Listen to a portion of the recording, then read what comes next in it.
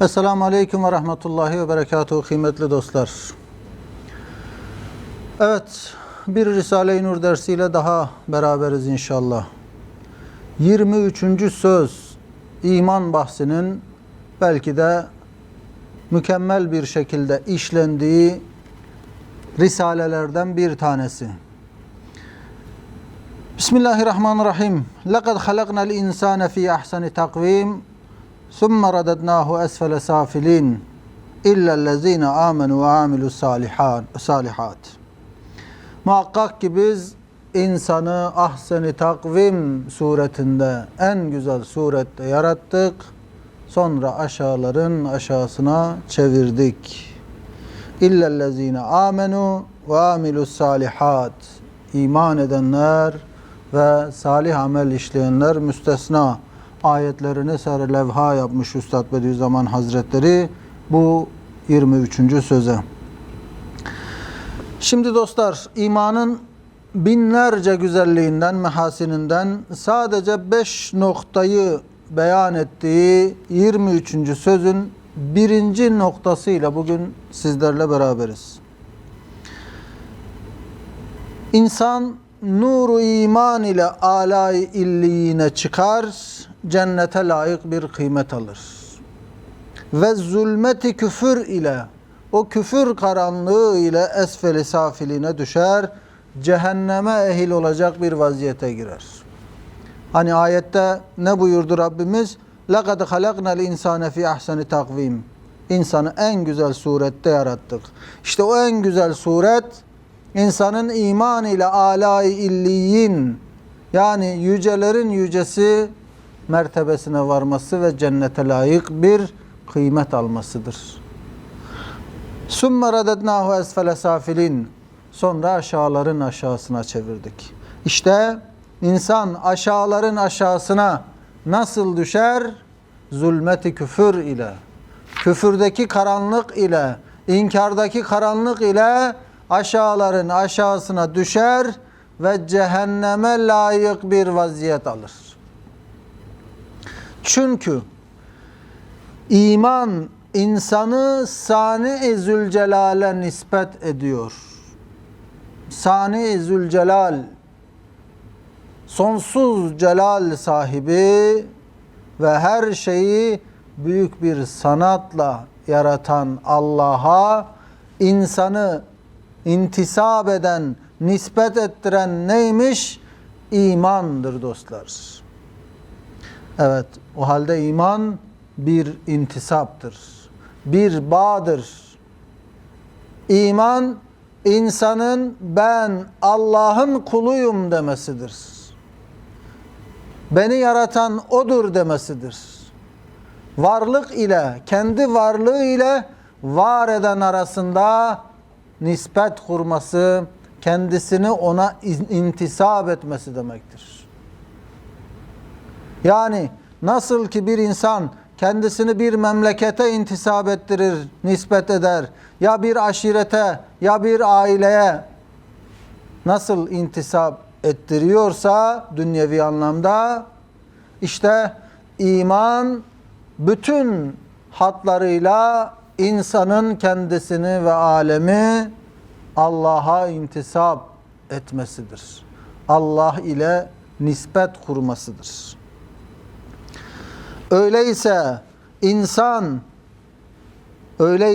insan iman ile insanda tezahür eden sanat-ı ilahiye ve nukuşu esma-i Rabbaniye itibariyle bir kıymet alır.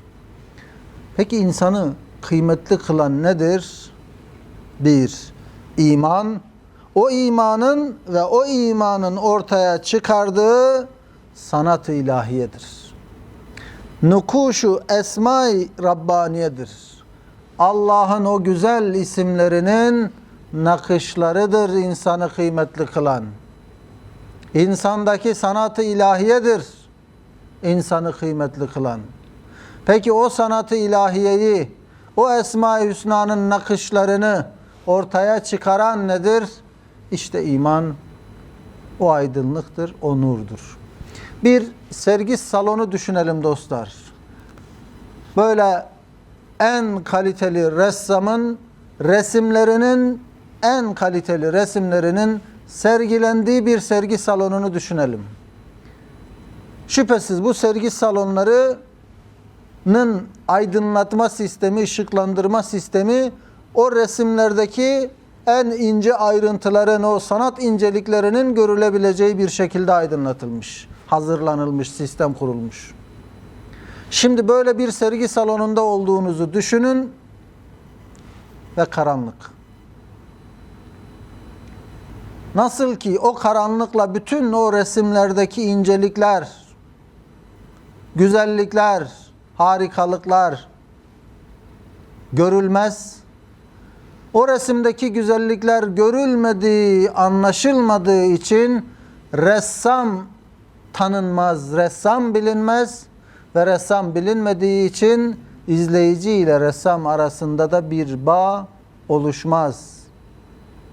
İşte aynen bunun gibi dostlar. İnsanın mahiyeti ve fıtratı o sergi salonudur. Ve Sani Zülcelal şu sergi salonunu Esma-i Hüsna'sının tecelligahı eylemiş. Esma-i Hüsna'sının nakışlarıyla bezeli bir sergi salonu yapmış. Peki bu sergi salonunda teşhir edilen o sanatlar, o sanat-ı ilahiye, o nukuş-ı esma-i ilahiye nasıl okunacak? İşte iman adeta o sergi salonunu aydınlatan düğme gibi, bir düğmeye basmakla o bütün resimler nasıl aydınlatılır ve en ince ayrıntılarına kadar harikalıkları, o sanat incelikleri görülebiliyorsa ve bu sayede ressamın sanatı anlaşılabiliyorsa, aynı şekilde Allah insanı öyle bir sanatla yaratmış ki dostlar, İnkar zulmettir, küfür zulmettir. Allah'a iman olmadığı zaman şu kainatın belki bütün sanatlarının incelikleriyle toplanmış olduğu insan fıtratı ve mahiyeti maddi ve manevi anlamda karanlığa mahkum olur. Kıymetsizleşir, değersizleşir. İşte iman, kalbe giren iman adeta o sergi salonunu aydınlatan ışığın düğmesine, aydınlatma sisteminin düğmesine basmak gibidir. Bütün sanat inceliklerini ortaya çıkarır ve sanatkarı tanıttırır, gösterir. İşte demek ki iman böyle bir nurdur dostlar. Tekrar ediyoruz cümlemizi. İnsan, iman ile insanda tezahür eden sanat-ı ilahiye ve nukuş-ı esma-i Rabbaniye itibariyle kıymet alır. Ve iman o kıymeti ortaya çıkarır, gösterir. İşte bu yüzden iman intisaptır diyoruz. İman, Sani Zülcelal ile kurulan bağdır. Ben onun masnuuyum. Benim sani'im odur. Sanatkarım odur. Ben onun eseriyim diyebilmektir iman. Böyle baktığı zaman işte o zaman cennete layık bir kıymet alır insanın fıtratı, mahiyeti kendisi. Küfür nedir? İşte küfür de bunun tam zıttıdır. Küfür o intisabı kat eder, keser, koparır, atar. O katehten yani o intisap kesilince ne olur dostlar? Sanat-ı Rabbaniye gizlenir. Kıymeti dahi yalnız madde itibariyle olur. Küfür ile o bağı kopardın, adeta o aydınlatma, o sanat incelikleri artık görülmez hale geldi. O zaman o sergi salonundaki tabloların kıymeti ne olur? O kağıdın veya o kağıtları çerçevelemek için kullanılan tahtaların kıymeti neyse o kadara düşer. Görülmeyecek, incelikleri anlaşılmayacak bir sanat için kullanılmış maddenin kıymeti neyse o kadar olur. Onu kıymetli kılan oradaki sanattır, madde değil hakikatte. Evet, o halde o katıtan sanat Rabbaniye gizlenir, kıymeti dahi yalnızca maddi itibariyle olur. Madde ise dostlar hem faniyedir, hem zailedir. Yani geçicidir, muvakkat bir hayatı hayvaniyedir. Hayvani bir hayattır ama geçici. Bu yüzden hiç hükmündedir kıymeti. Bu misali bir temsil ile beyan ediyor üstad. Ve diyor ki, mesela insanların sanatları içerisinde nasıl ki maddenin kıymeti ile sanatın kıymeti ayrı ayrıdır. İnsanın sanatını düşünelim. Resimden başladık, resimden devam edelim. Bir resim sanatını düşünelim. O resim sanatının üzerinde icra edileceği bir tuval, bir kağıt düşünün ve fırça ve boya malzemelerini düşünün. Bir de o maddi malzemelerle ortaya çıkacak olan sanatın kıymetini düşünün. Şimdi bazen ikisinin kıymeti, yani maddenin kıymeti ile sanatın kıymeti müsavi olur, eşit olur. Yani sıradan birinin rastgele çala kalem yaptığı bir resim herhalde o resim için kullanılan malzeme kadar ancak kıymetli olur. Bazen madde daha kıymetdar, bazen madde daha kıymetdar olur. Bir altını düşünün, altın üzerine bir işleme yapıyorsunuz. Evet, o işleme bir sanattır ama maddesi o sanattan daha kıymetlidir. Yani saf haliyle aldığınızda diyelim işte 100 milyar ediyordur o altın, o üzerindeki sanatla 110 milyar, 120 milyar etsin. Ama madde sanattan daha kıymetli olabiliyor bazen. Bazen de oluyor ki 5 kuruşluk demir gibi bir maddede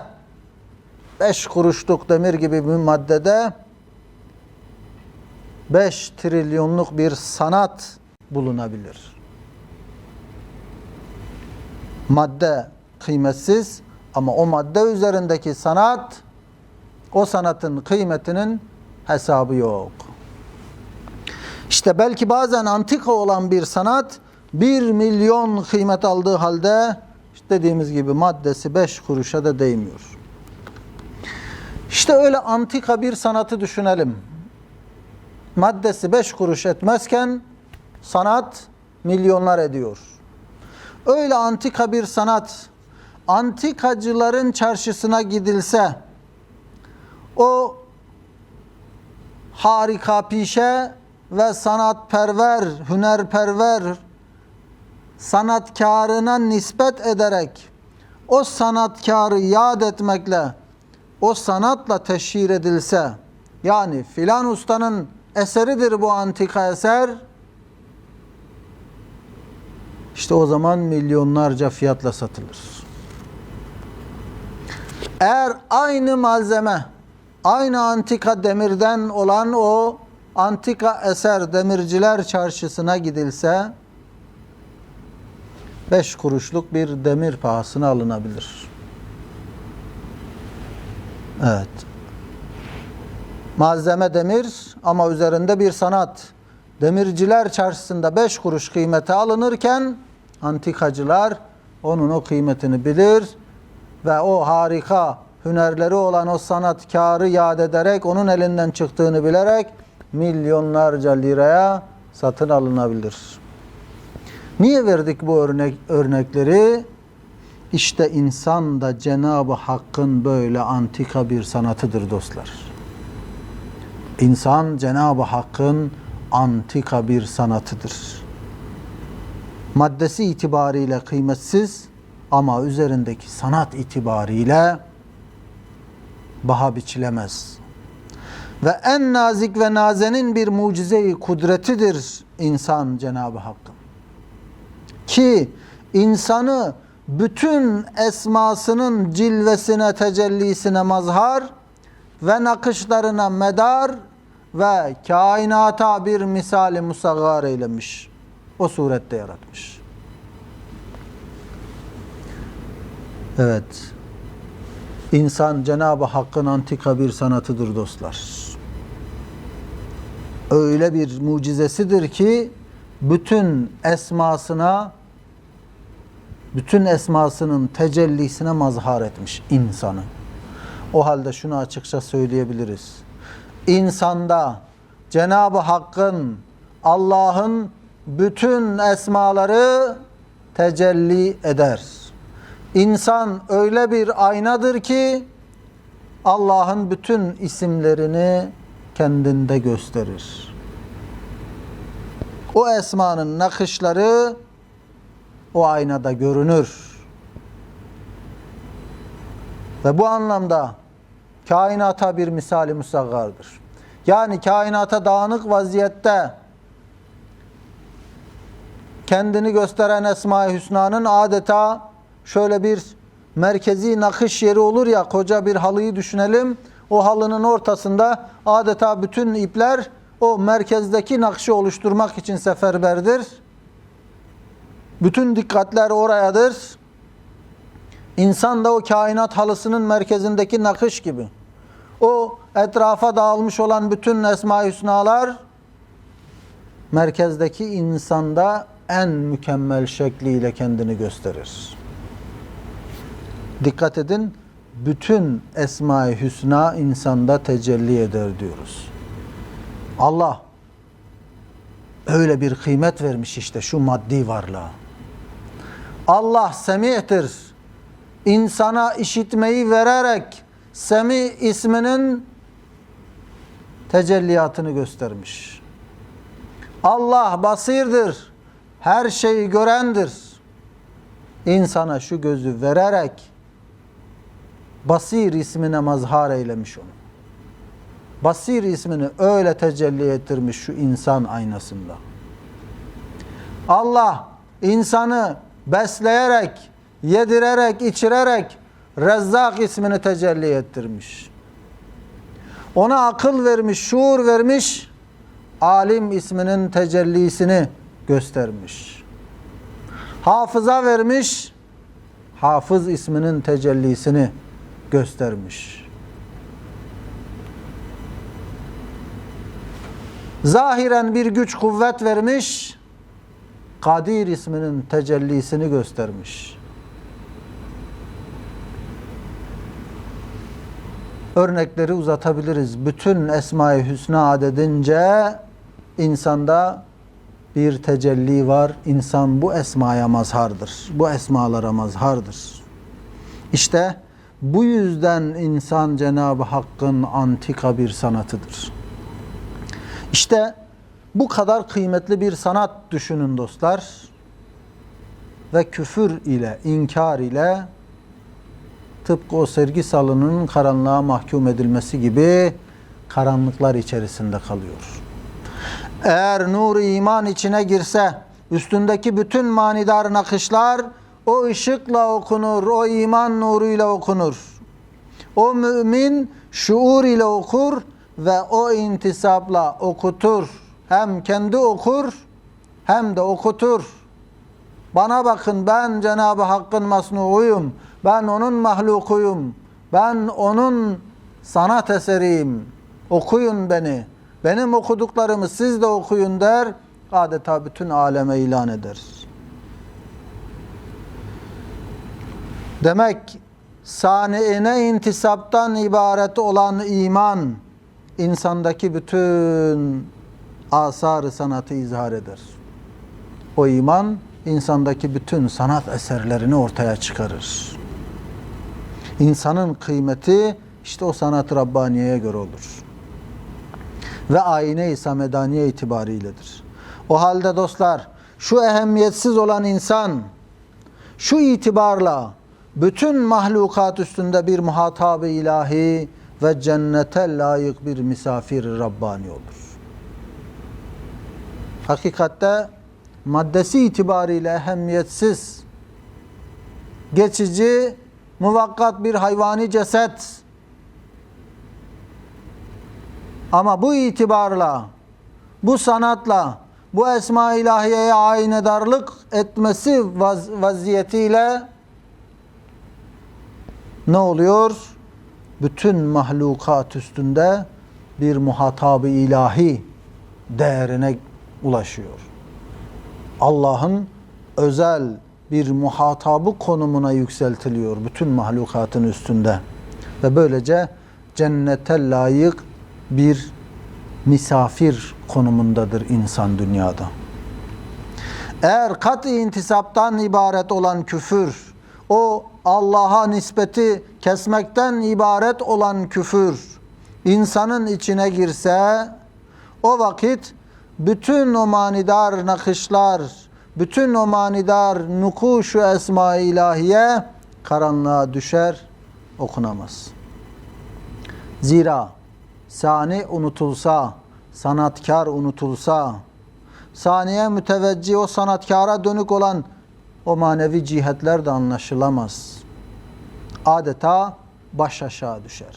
Esfel-i safilin. O manidar âli yüce sanatların ve manevi âli nakışların çoğu gizlenir.